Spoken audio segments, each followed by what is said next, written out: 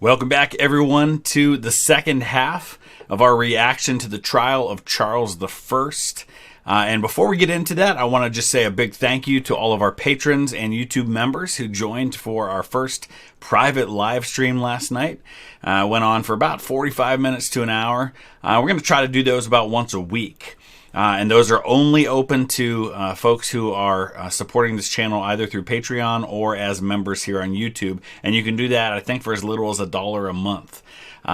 So we send out a private link. We're going to do another one this weekend. Last night we played some games on whatever the thing's called. I can't remember now. Had to look it up. I had a kind of a brain freeze moment. We played some Kahoot last night, and it was a lot of fun. We might do some video games together. We might do some private watching of some movies together and kind of talk as we're doing that. So a lot of great options out there, so please consider doing that. Right now over on Patreon, we've got a poll question up, and you can see it right there, of what the next reaction is going to be after this one. We've got several options. Lamino's Lost Colony of Roanoke, his Jack the Ripper, Operations Room Midway, or How Did Napoleon Lose Waterloo by Armchair Historian. So those are the options of what we'll do next. A lot of great stuff coming up in the near future here, including some meetups at some various places, some more original content, and the next part, the final part of my video series on the Reconstruction era. That'll be coming. I've just finished up the script for part 3, so that should be coming the next day or two. So make sure you're subscribed, turn on your notifications so you don't miss any of that. Let's go ahead and dive into the trials of Charles I, part 2. A couple of things about that from yesterday, and if you didn't see yesterday's episode, there's a link down below in the description. So I was thinking a lot about this, and I posted a comment about this on the video from yesterday when they talked about having precedent for trying a monarch. And there are a couple of different things that I think he might have been referring to. Because when we were watching this, I was like, man, I can't think of a time that's happened. It's quite possible they were talking about Lady Jane Grey. So Lady Jane Grey was hastily scribbled into the will of Edward VI, who was the teenage son of Henry VIII, as he was dying at the age of 15. He died without children, and so the concern was the throne was going to pass to his Catholic sister Mary, who has gone down in history as Bloody Mary, who was his half-sister. And rather than allow the throne to pass to a Catholic, they went to the, I think, granddaughter of Henry VIII's sister, who was Lady Jane Grey. And she might have been a great-granddaughter, I can't remember right now. And she was a teenager herself. And so they hurriedly put her on the throne, and she's on the throne for 9 days when Mary Tudor then kind of takes the throne from her, and there's a long story behind all of that. But and that could have been the end of it, except whenever you have that happen, whenever you have a possibility for another monarch, and you don't like the one that's on the throne, they're always going to be the source of rebellions. And there was a rebellion that sprung up to put her on the throne, and so they knew they had to get rid of her, and so she was tried and executed at the age of 17. Her father was also executed, as were a number of others. So she was briefly an English monarch, and so maybe he was referring to her, even though she was no longer on the throne. But then again, neither was Charles at this point. He had been usurped from the throne, but there was no king currently on the throne. There's other possibilities as well of who he could have been referring to, and some of you have suggested some of those. But let's go ahead and dive into this, and we'll be picking up here at the end of day 2, going into day 3.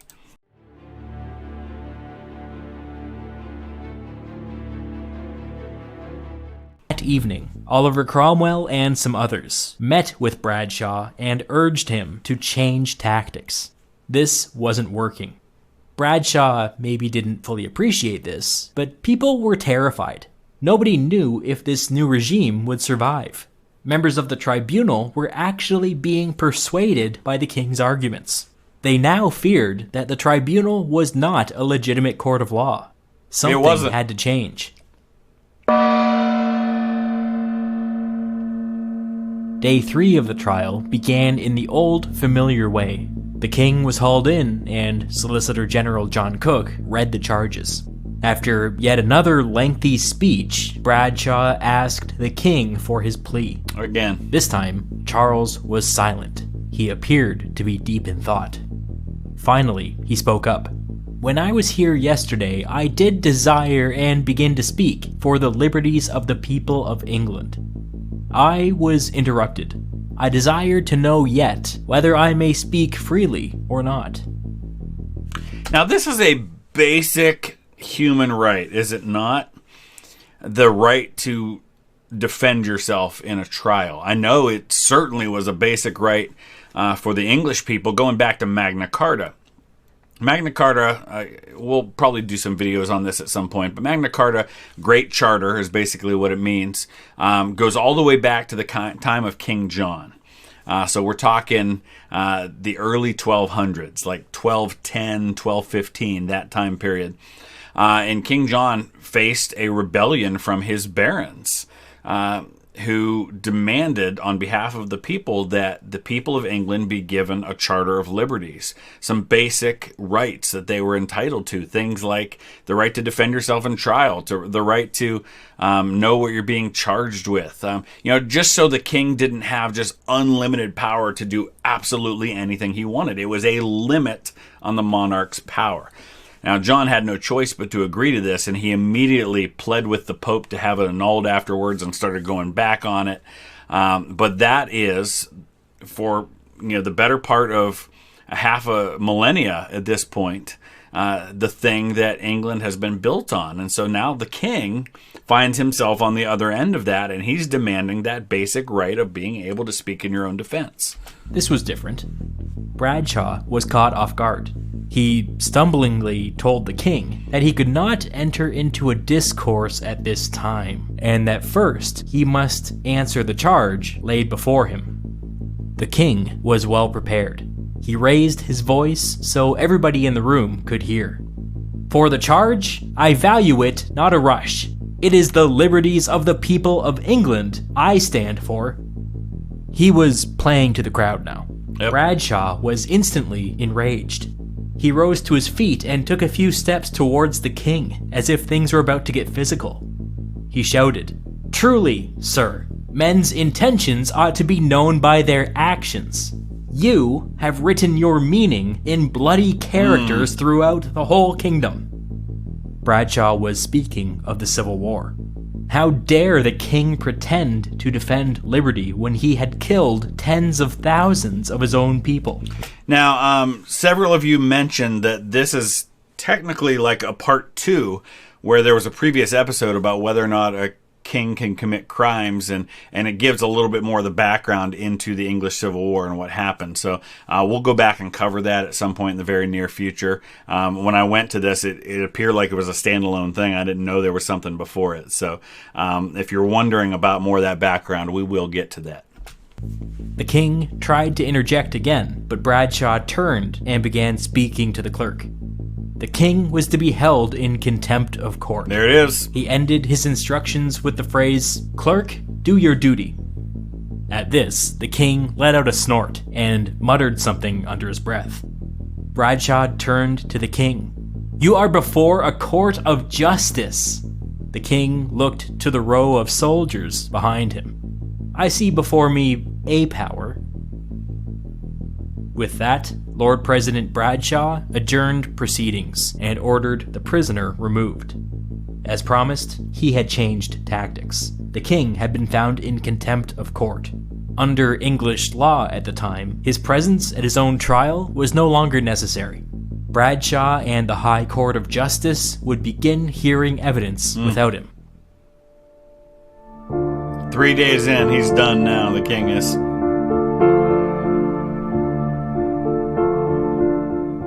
The Solicitor General, John Cook, was distraught over how the trial was going so far. He had always hoped and expected that the king would plead guilty. After this, he had assumed that the tribunal would be merciful and restore either him or his son to the throne. Instead, the king had just been found in contempt of court. It was finally dawning on Cook that this was not going to end well. As he walked home that evening, Cook's mind was full of dark thoughts. A former pupil spotted him across the street and ran over to pick his brain. "What's gonna happen? What should we expect from the trial?" Cook answered, full of bitterness and regret. "The king must die, and the monarchy must die with him." And there you have the first real honest acknowledgement of what this is all about. This was always going to end in the death of the king. I mean, they, I think, had decided this.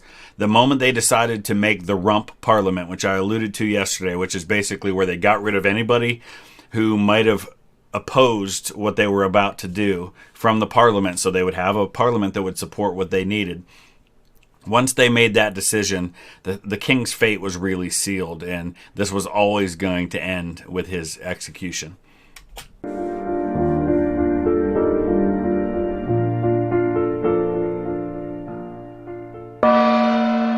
Problem is, he's still got a son out there, an heir. On the 4th day of the trial, the High Court of Justice met in the Painted Chamber, a much smaller adjoining room, to hear evidence.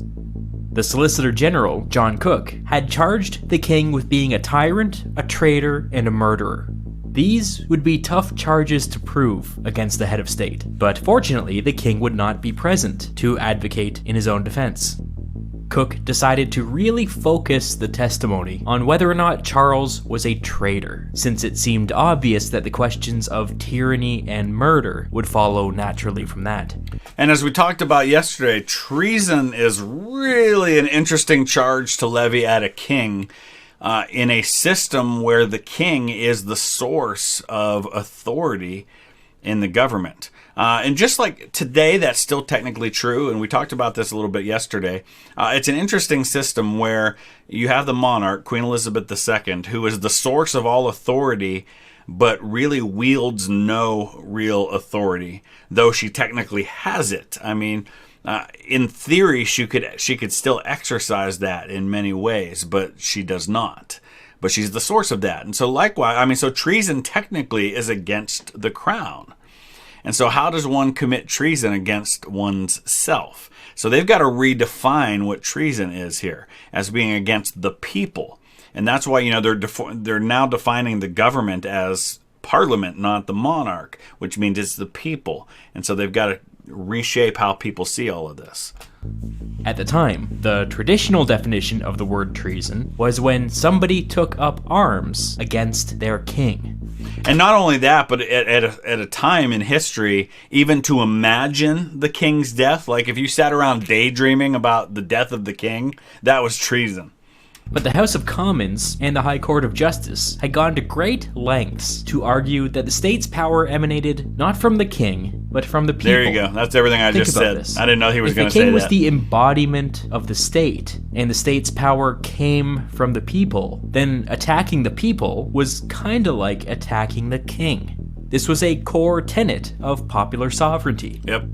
Taking this to its logical conclusion, Solicitor General John Cook believed that all they had to do was prove that the king had taken up arms against his own people. Pretty simple.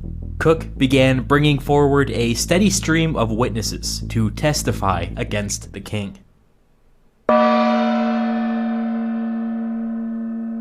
The next day, the High Court of Justice continued hearing from witnesses in the Painted Chamber. Again, the king was not present. In the end, 33 people provided testimony. Each told the tribunal that over the course of the Civil War, the king had personally ordered deadly attacks against the English people. That was it. In the end, the case was actually quite simple. Solicitor General John Cook believed that since the English people were sovereign, this was enough to prove treason and tyranny. And since these orders had resulted in tens of thousands of deaths, it was also enough to prove murder. The members of the High Court of Justice served as both judges and jury. Among themselves, here in the Painted Chamber, away from the public, they decided that the king was guilty. Never in Oliver doubt. Cromwell pulled off with a small group of allies to write up a death sentence. But when Cromwell and friends presented the death sentence to the group, only 46 of the 135 members agreed to sign it. People were afraid. What if the king somehow returned to power? Anybody who signed this document would be guilty of treason and put to death. Actually, what ends up happening, too, not with that king, but when his son comes back in the restoration of the monarchy, after Cromwell rules things for like a decade or so, it briefly goes to his son, Richard, I think was his name, but Richard was not his father, and they very quickly wanted the monarchy back, and so Charles' son, James, comes to the throne, and very soon after, they start hunting down the regicides, as they were called, and they actually dig up Cromwell's body and try him for treason, and I think they behead the body and then put the head up on London Bridge or something. Cromwell and his allies stayed late into the evening, making threats, making promises, anything they could think of. In the end, they went from 46 names to 59 names. 59 was still far short of an absolute majority, but the legislation establishing the tribunal had been careful to say that they didn't actually need an absolute majority.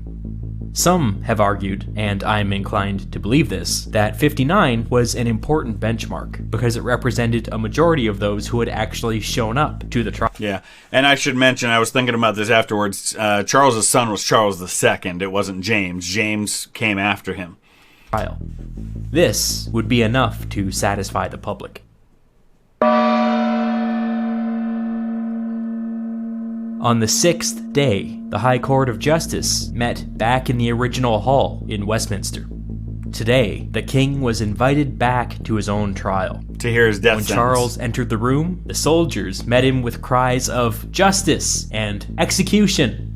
The day's proceedings began, as usual, with a long speech from Lord President Bradshaw. The king cut in and asked if he could speak. Bradshaw replied, "You may answer in your time. Hear the court first." The king pressed on. "It is only a word, a sudden judgment." Bradshaw cut the king off, telling him that he must hear the court first.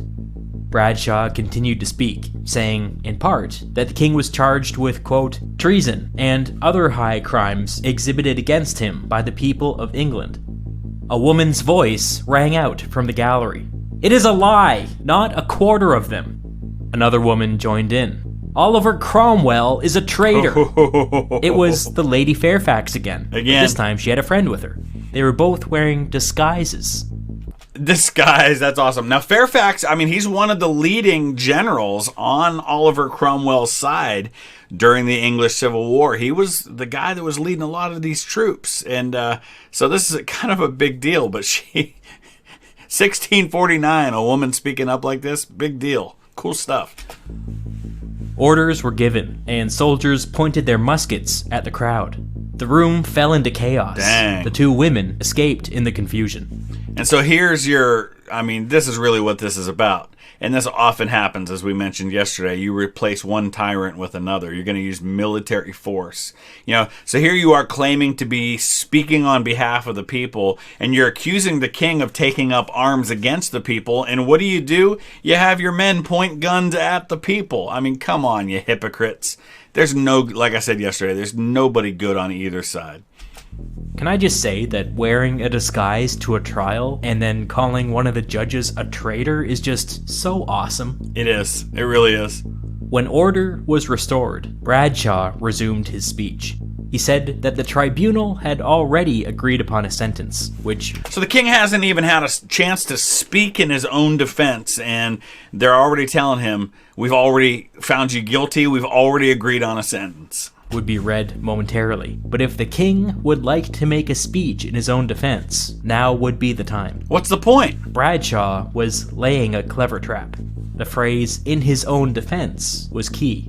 If the king laid out a formal legal defense now, it would be an implicit acknowledgement of the legitimacy of the court. But Charles didn't fall into the trap. He said that he worried not for his own life, but rather for his conscience, for his honor, and for the peace of the kingdom. If you read between the lines, this was a threat. Yep. Charles continued. He had an offer, a compromise. He would agree, here and now, to a formal trial before Parliament. He had never recognized the legitimacy of the High Court of Justice, but they could all recognize the legitimacy of Parliament. There, the king would willingly subject himself to a fair public trial. The members of the tribunal had not anticipated this. The king was finally negotiating. Nobody wanted another civil war. Which is what they had really wanted all along. And if the king had been willing earlier on to negotiate on restrictions on his power, which was what he was fighting against in the first place, was restrict. That's how this whole civil war came about, was on limits on the king's power and the king trying to exercise what he saw as his legitimate powers. And so if he had been willing to compromise sooner, it might not have come to this. The offer was tempting. But it was a trick. When the king said Parliament, he meant both houses of Parliament. The House of Commons remained sharply divided over the king's trial. The original vote to establish the tribunal had only been 26 to 20, quite narrow. On top of this, the House of Lords had always been against it. If there was a trial before the House of Commons and the House of Lords, the chances were pretty good that the king would be found innocent. And remember, the House of Lords, this is where you have all the hereditary titles. And so they have a lot more reason to support the king because the king is one of them, or they're one of him, you know? I mean, they're much more closely tied to the king, whereas Parliament is not quite the same. This was a really clever gambit. It had the appearance of fairness, which was persuasive to those who were on the fence. One member of the tribunal, John Downes, spoke up. He had been one of the very last people to sign the king's death warrant, one of the people that Cromwell had threatened late last night. Now, he spoke in favor of the king's requests. Have we hearts of stone? Are we men? The people around him told him to be quiet, one whispering that he was putting his own life in danger. Downes raised his voice. We'll kill you if you don't shut up. If I would die for it, I must do it. Cromwell was angry and rushed over to Downes' side, whispering loudly, "What do you mean to do? Cannot you be quiet?" Downes continued, growing even louder. "Sir, no, I cannot be quiet." Good. I gotta say, good for John Downes for speaking his mind under all this pressure. But you can see what's going on here. You know, there are tyrants everywhere. They're calling the king a tyrant, but they're trying to bribe and cajole and threaten anybody who might speak the least bit in support of what the king's proposing. Downes jumped to his feet and continued shouting. Cromwell gave Bradshaw a signal, and the Lord President adjourned the trial. Jeez. Members of the tribunal retreated to an anteroom. Absolutely shut down any opposition to A half hour later, the trial resumed. Downes' seat was empty. Wow. The king continued making his request for a trial before Parliament. When he was done, Bradshaw launched into yet another extremely long speech. He concluded by calling the king a tyrant, a traitor, and a murderer. The king realized that Bradshaw was just gonna ignore his request. He cut in. "I only desire a word before you give sentence." Bradshaw pressed on. "For all which crimes and treasons, this court doth adjudge that he, the said Charles Stuart, is a tyrant, traitor, murderer, and public enemy to the good people of this nation, shall be put to death by the severing of his head from his body." Charles tried to speak once more, but he was pulled out of the room. The trial was over. The king had been sentenced to death. Absolute sham.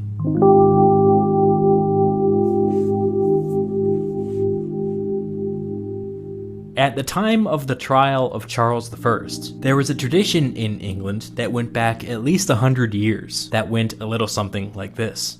When the Crown and Parliament could not agree, the monarchy was tightly constrained by the law. But when the Crown and Parliament agreed, the English monarchy was among the most powerful institutions on earth. Part of this was propaganda, but it contained within it the seeds of popular sovereignty. Charles I had never agreed with this philosophy. He believed that relying on popular support diminished the powers of the crown. As a consequence, he had ruled as an authoritarian. But after 11 years under an authoritarian king, the people of England rose up and declared that sovereignty lay not with the crown, but with the people. Quite literally a revolutionary idea at the time. And think about this. This is, 100 years before the American Revolution, where the American colonies will assert their own right to self-determination over the crown. By this point, that had already been severely limited. King Charles I was put to death on January 30th, 1649. At his execution, he spoke at length about the proper role of Parliament, telling the crowd that, quote, "a subject and a sovereign are clean different things." That had been true in the past, but now it was no longer the case. Popular sovereignty had come to England, which meant that it was now possible for monarchs to commit crimes against their own people.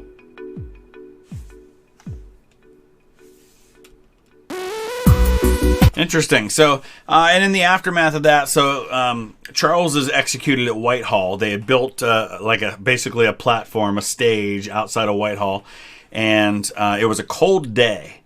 And Charles was concerned that people would see him shivering in the cold and think that he was afraid. And he wanted to make it clear that he wasn't, so he wore an extra shirt to keep himself warmer so that he wouldn't be cold. And they execute him, and you've got this dramatic scene that they've shown in movies where Cromwell picks up the head and says, "See, flesh and blood, just like you. There's no difference between this guy and the rest of us." And Charles was actually, they sewed his head back on when they buried him. And the reason we know this is because they actually at one point opened up his crypt. He's buried in Windsor Castle, in the chapel there where a lot of monarchs are. And there are different vaults, like smaller vaults that contain a number of caskets. And the casket that the vault that his casket's in was with Henry VIII and Jane Seymour. And then I think there's like a baby in there too. And so at one point they had actually gone into that vault, I think in the 1800s, and they actually opened up his casket, and you could see his beard and everything. They could see that his head was sewed back on. And I think I remember them saying that either one or both of his eyes was open. And when they opened up the lead casket, the eye that had been open disintegrated when the air hit it. It's this fascinating thing. And maybe sometime I'll do a video just talking about all the burial places. I've always been fascinated by the burial places of the monarchs and how many of them have been exhumed or their graves opened over time. A lot of them have been. It's really interesting stuff. So we'll get into that at some point, but for now we're going to wrap this one up. I hope you guys enjoyed this. Let me know your thoughts. Use the comment section below, and please consider becoming a patron so you can get all those great perks. There's a lot of other perks available as well that I didn't talk about. We'll see you again soon. Thanks.